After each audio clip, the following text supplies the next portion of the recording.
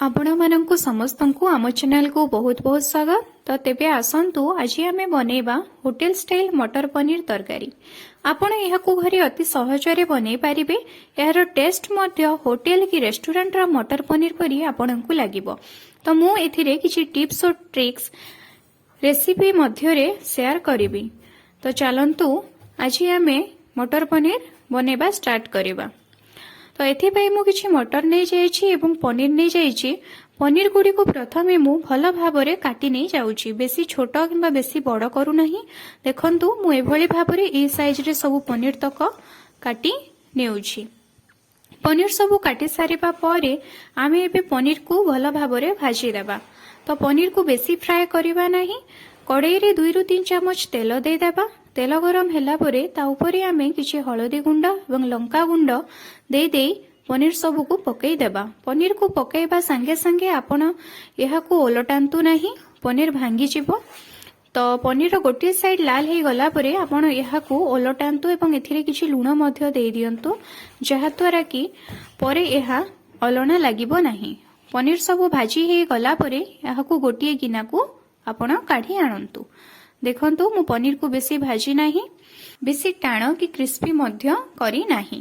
आपण मध्य एभली भाबरे भाजी नेबे। एबे एक मसला बटा प्रस्तुत करि नेबा। तो एथि पई मु 2 चामच जीरा धनिया, ता सहित गोटे बड़ पियाज, इंचे परा अदा, फाळे टमाटो, किछि रसुण एवं किछि पनीर खंड नै एक मसला बटा पेस्ट प्रस्तुत करी देउछि।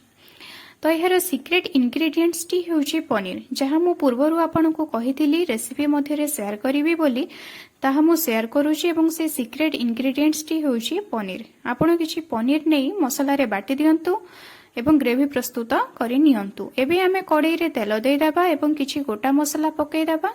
ता ऊपर जे बटा मसला रखिथिबा ताहाकू पकेई देबा। ता ऊपर किछि हळदी गुंड, लंका गुंड, स्वाद अनुसार लूण देई देबा एवं एहाकू भल भाबरे कसिबा। आपण मसला को भल भाबरे कसिबे, जहा द्वारा कि मसलार कंचा अंश तक मरी जिवो एवं मसला को आपण से पर्यंत कसिबे जे पर्यंत एथिरु तेल अंश तक बाहरी न जाइछि। देखंतु मसला कसी होई गलानी एवं यार कंचा अंश तक सबु मरी जाइथिबो। एबे मसलार टेस्टी बहुत बढ़िया आसीबो। एही समय रे आपण कोन करिवे ना, आगरु जे सिझे की रखिथिबे मटर चना एवं आलू को आनी आपण एही मसला ऊपर पकेई देबे एवं 2 मिनिट पर्यंत कसिबे। एबे यहा ऊपर आमे आगरु जे भाजी रखिथिबा पनीर ताकू मध्य आनी पकेई देबा। पनीर को पकेइबा परे आपण बेसी मसला को एपट सेपट करंतु नाही बा गोळांतु नाही, पनीर खंड गुड़िक भांगी मध्य जाई पारे।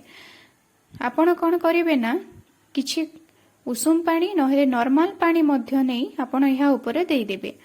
तो आपण आपनक आवश्यकता अनुसार एथिरे पानी देबे, किंतु बेसी पानी चिया कले एहार टेस्टी भलो आसीबो नाही। पानी दे सारिबा परे आपण एहाकू फुटीबाकू छाडी दियंतु।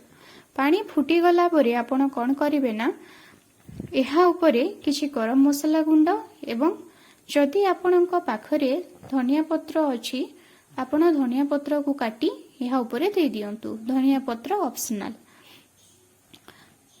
मसला गुंड एवं धनिया पत्र दे सारिबा परे आपण गैस र फ्लेम टी बंद करि दियंतु। देखंतु एहार कलर केमिति बाहरी की आसीछि। रेस्टोरेंट रो बा होटेल किंबा भोजी रो मटर पनीर परी लागुछि। यार टेस्ट मध्य सेमिति आसीबो। आपण निश्चय थरे याकू घरे ट्राई करी देखंतु। देखिबे होटेल रो मटर पनीर खाइबा भूली जिबे।